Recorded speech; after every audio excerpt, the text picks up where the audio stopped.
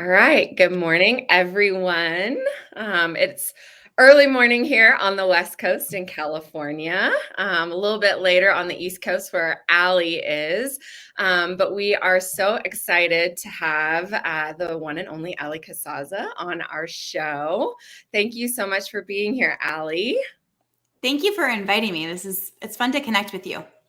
Yeah, this is awesome. So I want to give just a little bit of a rundown on who Allie is, and then we're going to dig right in. But what I loved about Allie, the first second that I saw who she was that she's on a mission to eradicate the hot mess mom, which I am most definitely one. I have a 4-year-old, and we're both together tornadoes. So the second that either what me or my daughter comes into a room, it's just like a tornado follows us around. So Allie is someone who is helping moms, and I love the name of her book, Declutter Like a Mother. So live a more simple, joy-filled, purpose-filled life. And so that's what we're going to talk a little bit about today. She's a podcast host.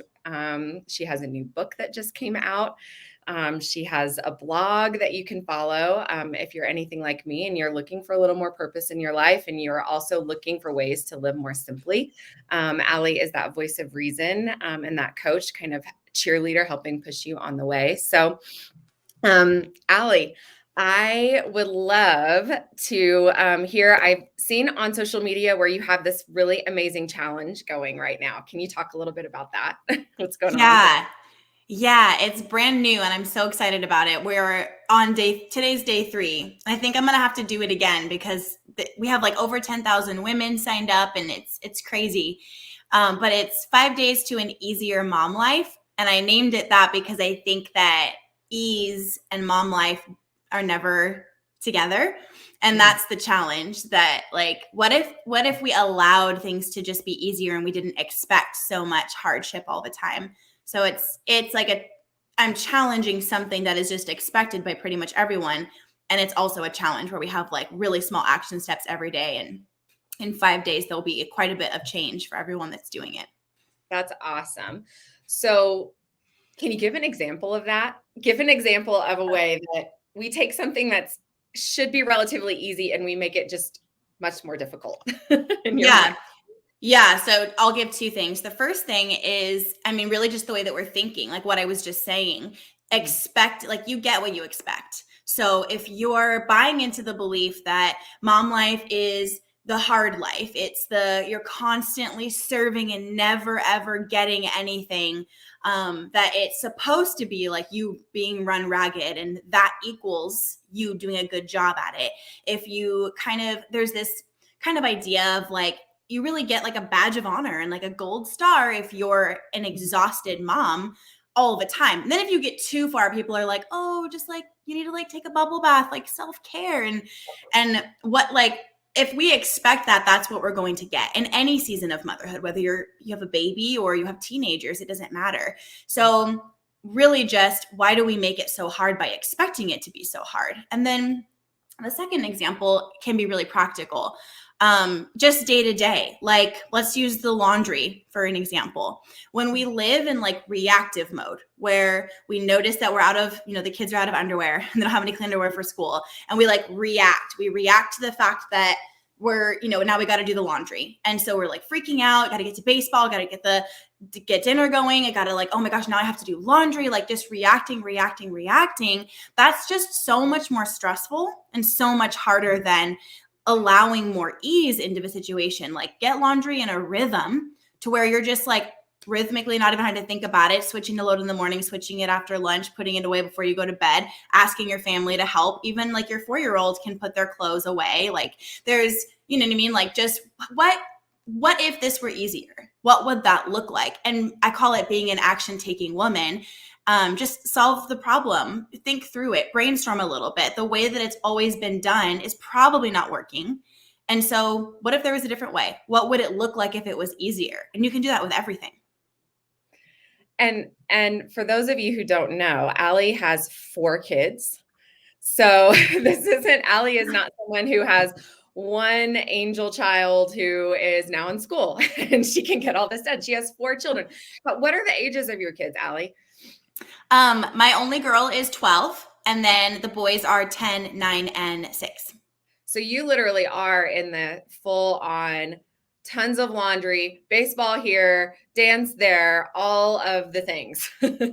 Yeah. It's like, even if you simplify and things are, lighter, you still have people living in your house. You still have dishes you have to eat off of that are clean. You still have clothes to wash. Like there's still life being lived, and it's not like it's perfect. But I just think, like, if there's a way that I could lean towards the positive and think, well, what could I just do to make this a little bit easier? It doesn't mean it's easy, but if it was just a little lighter, what would that look like? I just found an app called Hamper that you can, like, it's like pretty cheap too, where you can put your laundry in this like hamper they send you, and someone washes it and brings it back the next day. And it's like amazing. And I feel like it's really affordable. And so I just started doing that. Like, if you can't do that, like, get it on a rhythm, get it in a cycle. Even like cleaning up, just sweep every time after I eat lunch, I'm going to sweep up the floor. So it's not like all disgusting at the end of the day when we're trying to have dinner. Maybe the kids don't do activities all at the same time. Maybe you rotate. We're going to do baseball and then we'll do horse lessons when that's over. Like, just what would it look like if things were just easier? And allow that support. Allow yourself to release obligations and release things, and don't make it so that you are always doing everything, always saying yes, always being so stretched thin, because subconsciously you are believing that that's what's expected of you. And it makes it so much harder. And then you look back and you're like, man, that wasn't the mom I really wanted to be. That wasn't, even forget being a mom. That's not the person I want to be. This is not the life I want to live. So what would make it lighter? Yeah, what I'm hearing is it sounds like it really starts with, and I know that you said this kind of at the beginning, but it really does start with a mindset, like a mindset reset of, even maybe a little, and tell me if I'm wrong here, but a little bit of acceptance of okay, my life now as a mom, as a working woman, or as a stay-at-home mom, whatever it looks different now than it did when I was in college, or when I was single, or it was just my husband and I. And so it kind of like, or at least for me, it kind of starts with accepting, okay, this stage of life looks a little bit different than that stage of life. But I think, like, for somebody like me, where I struggle is then coming in with a, more of embracing that positive mindset. Like, I was just listening to my daughter today, getting ready for school, and she kept saying over and over again, "I'm so cute. I'm so cute. I'm so cute." And she was like dancing around. And I was just sitting there like, that's like a positive. She's speaking positivity into her mind and into her day, even as the day gets started. And I don't do that. I'm already kind of starting from a deficit. I'm already like, oh, the alarm's off. I got to get up and do all of these things, And I think that we get there. Like, this is my own experience. I think that I get there when I'm not experiencing enough enjoyment in my life. So, and that's often, like, I'll get really busy or go through a season where I can't really do anything about it. Like, I just launched my book and it just was what it was. It was just a whirlwind, and it was very temporary. So at least I knew that. And there was like not a lot of things that I was really like deeply enjoying. And I found myself, like, you naturally want to enjoy it. So I found myself like kind of gravitating toward like using food to kind of cope with this busy time, which is personally like my go-to. That's my go-to behavior. I've talked about it on my podcast a lot. That's like what I go to. And I was like, okay, like, I don't want to do that. Like, that's not gonna, oh, sorry. Is that me? No, sorry. It's you. No, I don't. No, it's okay. But is it good now? Yeah, you're good. Okay. Well, anyway, it was like, okay, like, that's not ultimately what's going to serve me and my body. And that's not really what I want. So what do I really want? And it's just enjoyment. So I cleared my calendar like in the morning, and I stopped working before 11, like no PR, no book stuff, nothing before 11. And I started going for these really long walks every morning and just like breathing and enjoying silence. because literally all day, every day was in my ears, like, being interviewed and like talking about the book and working and doing meetings. And so that enjoyment in the morning, I mean, it cleared it right up. I was no longer like pulling at different things or wanting to numb out with TV or, just, I just am going to like eat a bunch of food that's going to make me feel sick. But right now I'm just like, I just need to cope. Like, I feel like we get that dread in the morning. You were talking about like, oh my gosh, the alarm, like when we're not experiencing enough enjoyment. And that is something that makes life simpler. Bringing in a little bit of daily enjoyment, even if it's just like an extra cup of coffee or tea by yourself in the morning for a second while, the toddler watches a show. Like, what would make this more enjoyable? And not feel guilty about that. Not feel guilty Yeah, about no way. toddler in front of a show so you can have an extra cup of coffee, especially with COVID. I mean, I had to let expectations go big time over the last couple of years of like, yeah, what, okay, well, I didn't want my daughter to be on the media as much, but you know what? It's COVID. it is what it is. I have to work. This is just what's going to happen. And like, let that go a little bit. Yeah. Speaking of your book, I love the title of your book, Declutter. Thank you. I think that's so good. Can you talk a little bit about your book and tell everyone where they can find it? Yeah. So, really, I mean, kind of the method that I developed over the last 6 years or so in my online business is like lifestyle. Like, we start at the home and we go over like calendar, relationships, self, like everything. And so the book is step one. It's the home, the physical environment, because that is such a foundation. Marshall Goldsmith says, if you do not create and control your environment creates and controls you. So changing the home environment where you're spending time, where your home base is huge and can like really be a catalyst for changing all the other things that you might feel tempted to like start with. But I think it's even still after all these years, I still believe that home is the best place to start. So Declutter Like a Mother is about that space in your life. And just really lightening that load, simplifying, I call it finding the gaps. Where are the gaps in your home where it's not working for you, like you're working for it, and it's requiring way too much energy, way too much time. It's a cool book because you literally get time, the unreplenishable resource. You get more of that back and you get increased energy. And like we were talking about enjoyment, it's about bringing enjoyment into your life through your home. Your home should be supporting you and working for you, not against you. For sure. And we're so excited because we're going to do a little giveaway of Allie's book along with her favorite piece of purpose jewelry. So look for that. Oh, I'm wearing mine today too. Are you? Oh, amazing. Yay. I love those. Those are so cute. So I love them. We're going to give a pair of those away. So stay tuned for that on social media.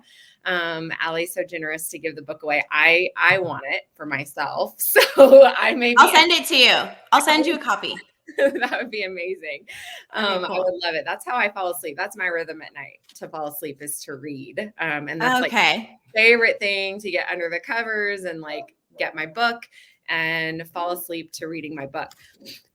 So you also host a podcast, which I love the name, The Purpose Show. Yeah. So tell us a little bit about your podcast and then also where you can find your podcast. Yeah. I've been podcasting since 2018. And it is in the name. It's really about like finding the purpose in your life as a woman, as a mom, and really like, I always talk about setting the intent. Like, what is your intention for each room in your house? What's your intention for your life? What's your intention for your kids' childhood? What's your intention for the day, for the next hour? Like, we break things down really small. We also get big picture. It's all about taking action. So every single episode is not just conversations that are like inspiring and then good luck. Like, I'll break it down for you. Like, let's how are you going to like, what though? What are you going to do with this though? And we'll talk about that. And I think people walk away with deliberate steps, which is really cool.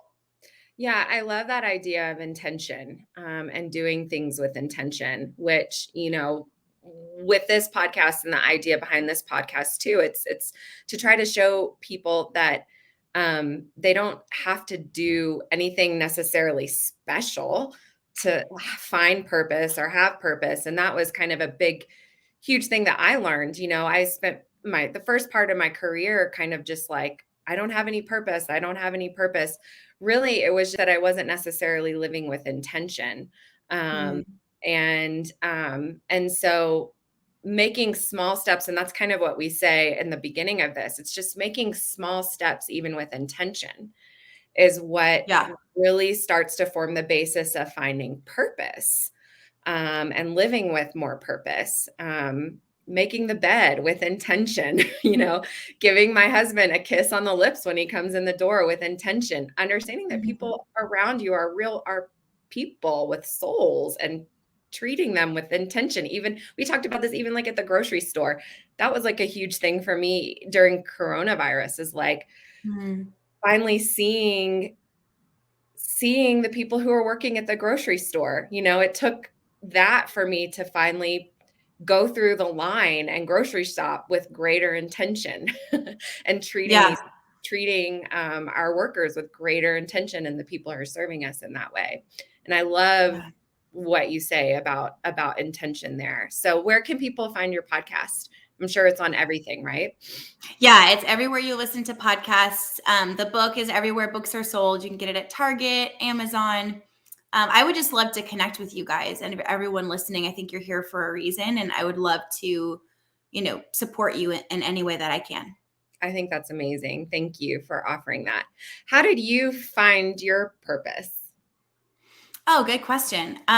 Mine came through like my difficult story and just kind of like fell into it, which I think is the story of grace and how the universe works, how God works. I mean, my life it felt so dark and I was so overwhelmed. I was definitely depressed. I had 3 babies under 3.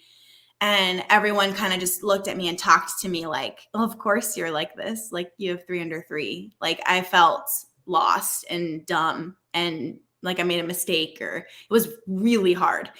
And I got to a point where I just decided this is not my story. This doesn't need to feel like this. And I'm just done. And I started to just ask for guidance and had this thought one day, all I do is clean up. I'm not able to enjoy my life. So what if I just got rid of everything that we don't actually use?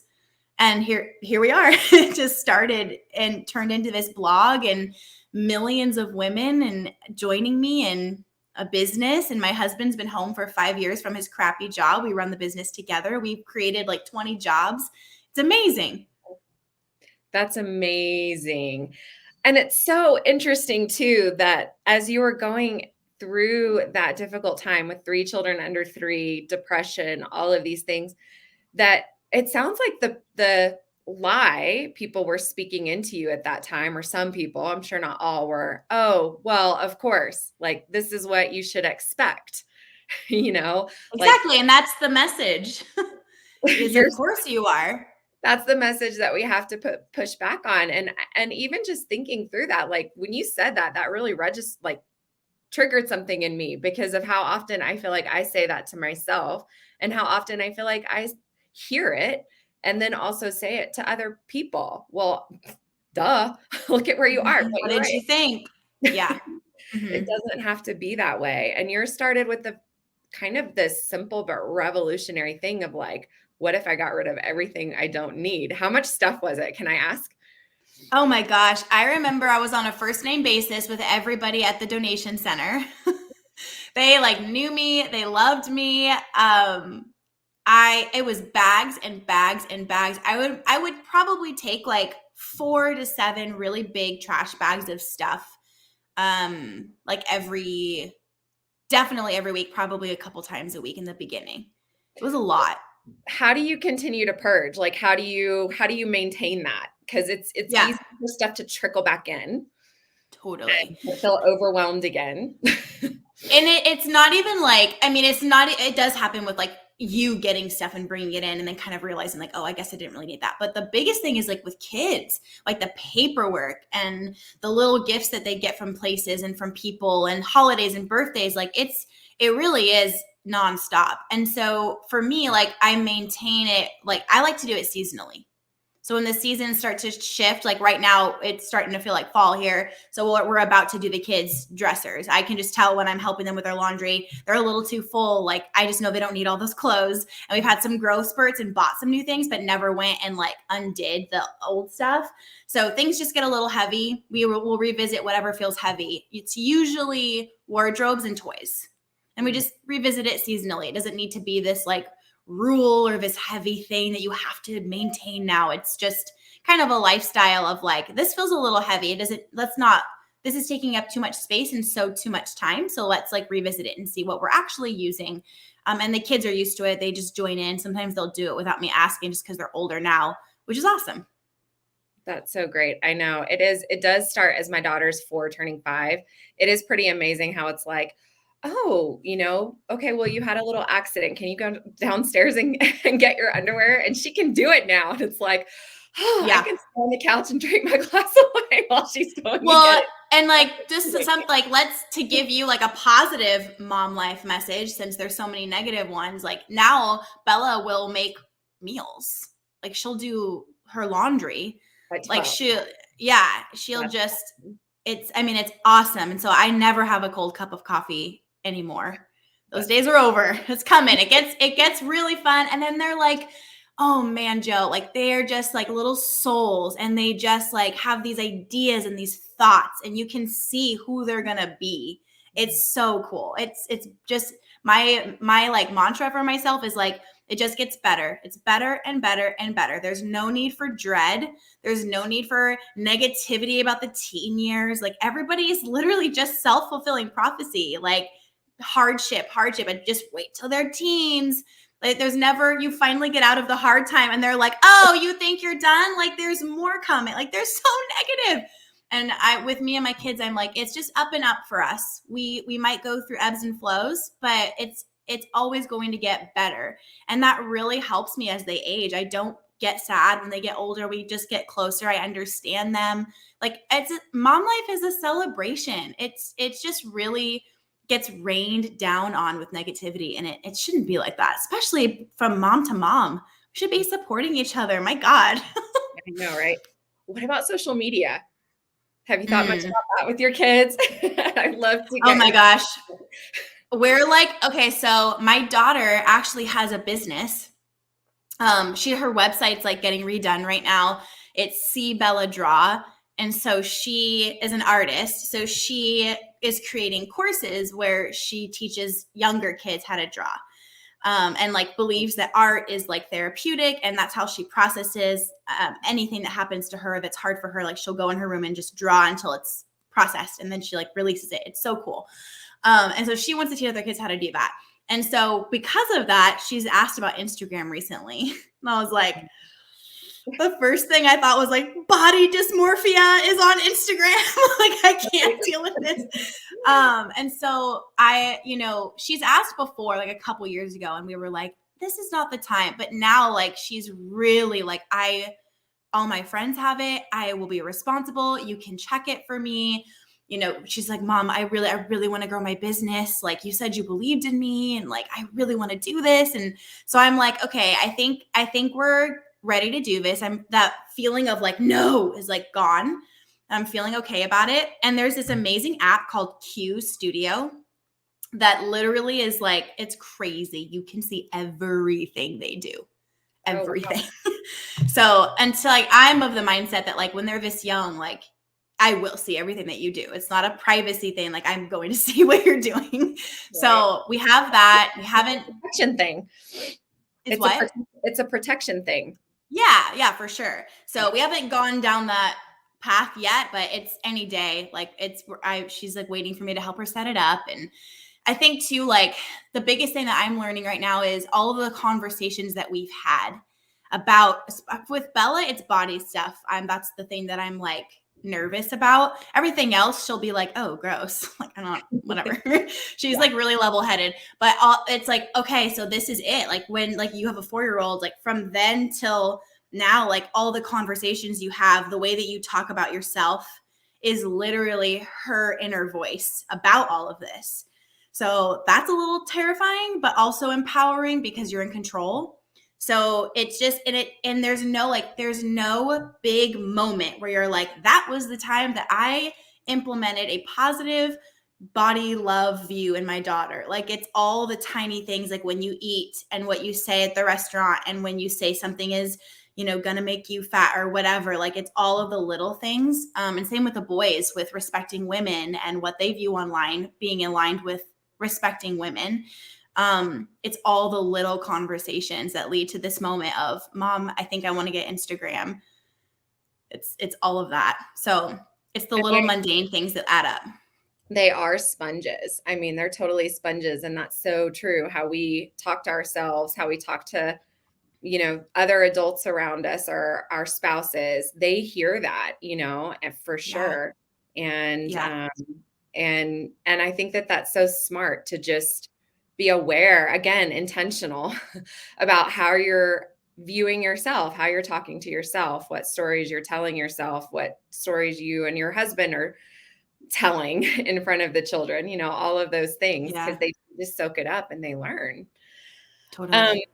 Okay, I have one kind of last question, and then, two last questions. This one is, do you think purpose changes over time? I don't know. I mean, I think ultimately, I guess it could, but in my experience, it hasn't changed. It's just, what's changed is how I do it. It's the same purpose. It just has shifted, like, what I'm doing with it. Like, it used to be very in person, and then it was like more online, and then the message shifted, and it's evolved with me. The way that I say what I do and how I teach now is very different from even just a few years ago.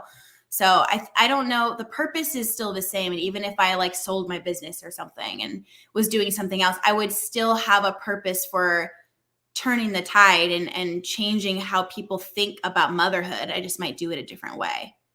I don't think that purpose can die. I would, if it's dead, then so am I. Like, it's in me. Yeah, I wonder too if it's getting some more clarity. Like, I mean, I remember, for myself, even moving from working in corporate America, to working for an anti-trafficking with International Justice Mission, and going, I found my purpose. My purpose is to rescue women out of trafficking. And then realizing, actually, that wasn't really my purpose. That has changed over time. But what really is my purpose is empowering women. Comes down to just in any way that I can live to empower women. And I feel kind of the same as you. Like, I think the route or the ways that you're engaged might change. But once you find kind of what that core purpose is for you, that core purpose may not change. Like, I feel like I would die before. Yeah. And like, you're still, and like, that's, you've been empowering women in these different ways. And it's all the same thing. It just shows up different. That's how I just feel like, if it's really purpose, like, you can't shake it. Yeah. So you wouldn't just stop. Yeah. I love that. I think that's cool. And I think that's something for our listeners to think about too, is your purpose like the way you're doing it right now, or is it even like bigger than that? Is it a bigger thing than just like the way that you're engaging with what it is that you're passionate about? So to end the show, I mean, what would you say? Like, I'm Allie and I what with purpose, or I do with purpose. What I know. I was thinking about that. I was thinking, like, it's hard. You're basically asking me to like define what I do, and I never know what to say. People ask me that, and I'm like, there's like a podcast and like a book. I don't really know. What about I simplify it with purpose? How does that feel? I love that. Okay, let's do. Do you want me to say it? Yeah. Okay. I'm Allie, and I simplify with purpose. That's awesome. I think that's so good. We need more of that. We need more of you in our life. So, well, I mean, for me, this has been what a great way for me personally to start my morning. I'm about to drive 2 hours down from Big Bear to Irvine to go into work. And this has just been so, I have lots of things that I'm going to ruminate on that you've shared and listen to and think through. And I'm so excited for your book, and just so excited for everything that you have going on. And I know that I can always learn to simplify more and more, and find ways to do that in my life, especially with the holidays coming up. Yeah. Things get crazy. That's a whole nother topic of conversation. Maybe we can have you back on again at some point. Yeah, But it's a lot. yeah. But please give Allie a follow if you're not already, on Instagram. It's what's your Allie On Instagram, yeah, Allie _ that's me. If you just search Allie Casazza, it will come up.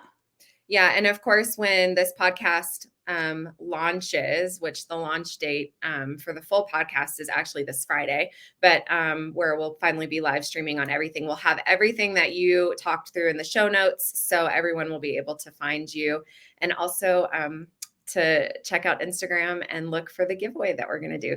Thank you so much, Allie. This has been such a joy talking with you, know you a little bit better. So we really thank you so much. All right. Have a wonderful rest of your day. Bye. Bye-bye.